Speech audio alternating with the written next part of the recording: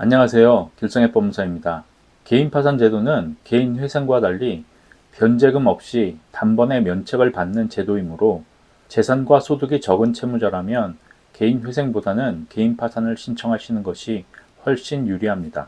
그러나 신청인에게 면책 불허가 사유가 있는 경우에는 파산 선고만 나고 면책이 안 될 수도 있습니다. 그럼 시간과 비용만 낭비되는 꼴이므로 면책 불허가 사유가 있는 경우에는 개인 파산 신청에 신중을 기해야 합니다. 오늘은 주로 실무에서 많이 문제되는 면책 불허가 사유에 대해 말씀드리도록 하겠습니다. 첫 번째는 재산 은닉입니다. 재산 은닉은 내 재산을 내 재산이 아닌 것처럼 꾸미는 행위인데 보통 재산의 명의를 바꾸는 것이 이에 해당됩니다. 법원은 부동산이나 자동차의 명의를 변경하는 것은 물론이고 전세 계약, 보험 계약의 명의를 변경하는 것도 재산 은닉에 해당되는 것으로 보고 있습니다. 다만 자동차가 연식이 오래되어 가치가 별로 나가지 않거나 전세 보증금 또는 보험 해약 환급금이 아주 적은 경우에는 문제가 되지 않거나 재량 면책을 받을 수도 있습니다. 두 번째는 재산이나 소득을 허위로 신고하는 것입니다. 개인 파산 신청인에게 재산이 있다면 이 재산은 채권 변제에 사용되어져야 하고 소득이 최저생계비 이상이라면 개인 파산이 아닌 개인 회생을 신청해야 합니다. 그렇다 보니 더 유리한 개인 파산을 신청하기 위해 재산이나 소득을 거짓으로 신고하는 것입니다. 하지만 법원을 속인 것이 들통나면 면책은 고사하고 서류를 위조하여 제출한 경우에는 형사처벌까지 받을 수 있으므로 절대 법원을 속이려고 하면 안 되겠습니다.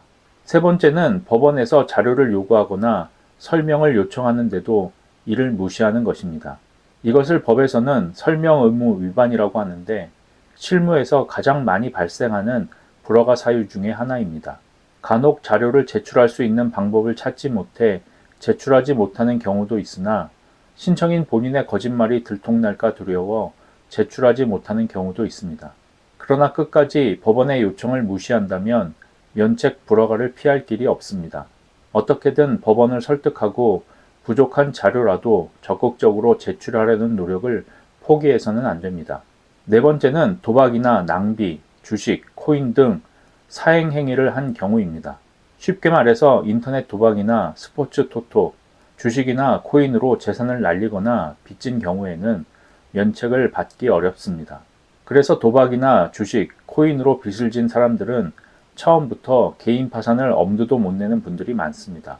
실제로 개인 파산 상담을 해보면 가장 어려운 사건 중에 하나가 바로 주식이나 도박으로 재산을 날린 분들입니다. 다행히 주식이나 코인, 도박으로 빚을 진 분들이라 하더라도 무조건 면책 불허가가 되는 것은 아닙니다.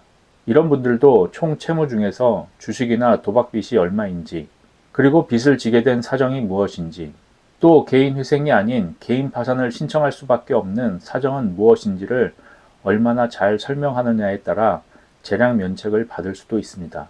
재량 면책은 면책 불허가 사유가 있음에도 불구하고 신청인의 사정을 고려하여 면책을 해주는 것입니다.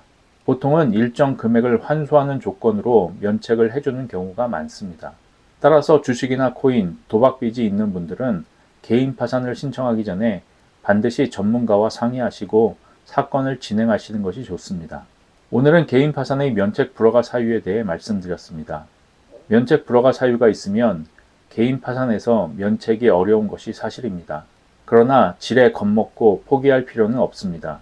전문가와 상의를 하다 보면 재량 면책 등 여러 가지 면책을 받을 길이 있기 때문입니다.